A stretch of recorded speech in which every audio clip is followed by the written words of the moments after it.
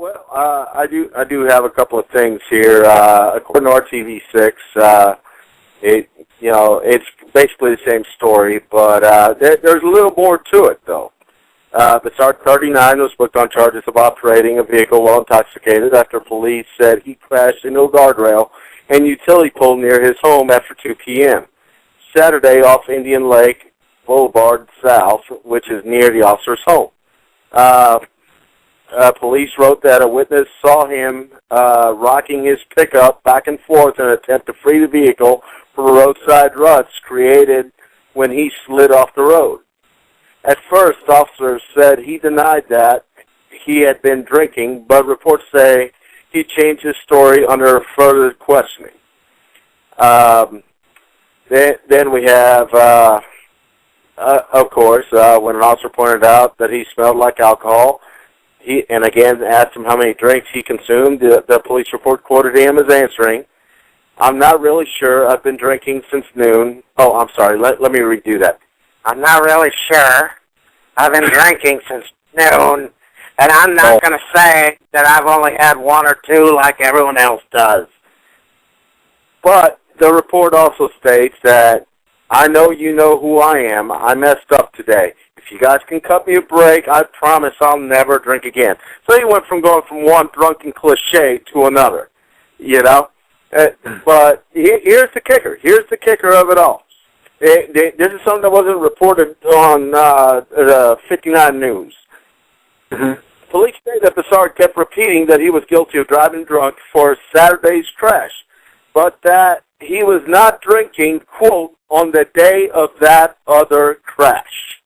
Mm. So, you know, I mean, how many chances does one get? If you're, you know, if it would have been anyone like yourself or myself, we would have been fried at the stake.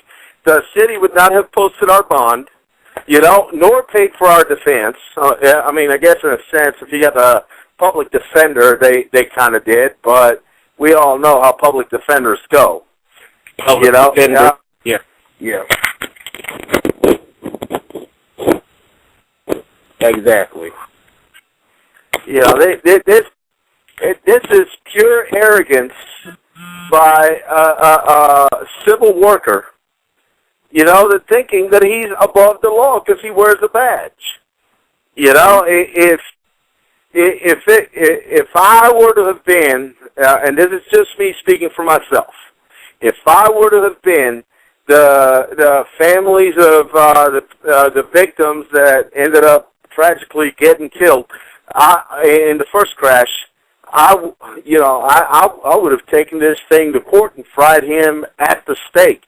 Unfortunately, what they did do is settled out of court, you know, and they can't go after him that way. They can go after him on the question. Where's the accountability? Where's that public outrage to this? Because to me, these individuals are placed on the street to uphold the law. They're not above the law. They're there to uphold the law. And to me, there should be harsher penalties for this officer that is out here. He's supposed to be the one that makes sure the law of the land is upheld and that people are, you know, are adhering to that. And that is very serious, especially when you have pretty much committed murder.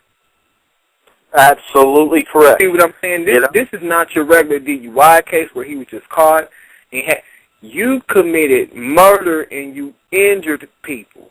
And then for you to have been able to, I don't care what nobody says, you slipped through the cracks and you got away with what you did. You got away with murder. And for you to go right back out here and do the same thing again, it just makes me wonder, first of all, you know, you gotta be, who is he? I mean, like, I don't get it. I don't get it, JR.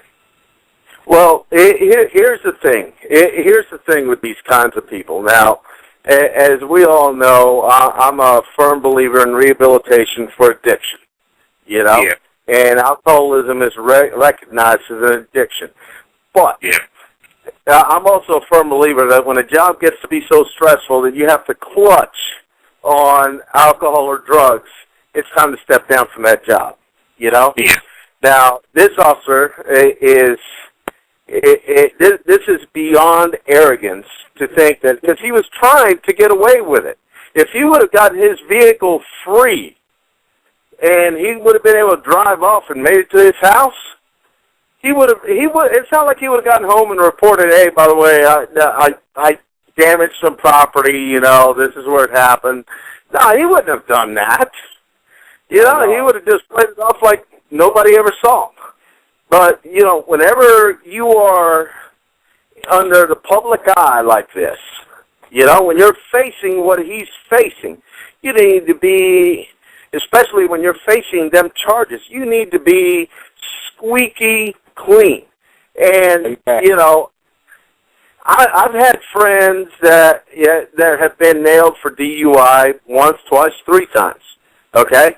And my personal best friend, when he got busted the second time, he had to serve a year house arrest, you know? He didn't kill anybody. Now, by no means am I justifying drunk driving, okay? By no means am I justifying drunk driving. But he didn't kill anybody. He didn't wreck, you know, but it just happens to be that they caught him before he got to his house, okay? It was his fault. He paid his crime. You know, he paid his debt to society under them pretenses.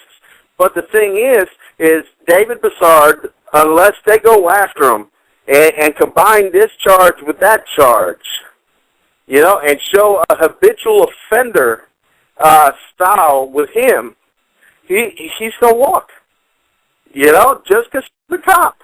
And don't get me wrong, I love our police officers, okay?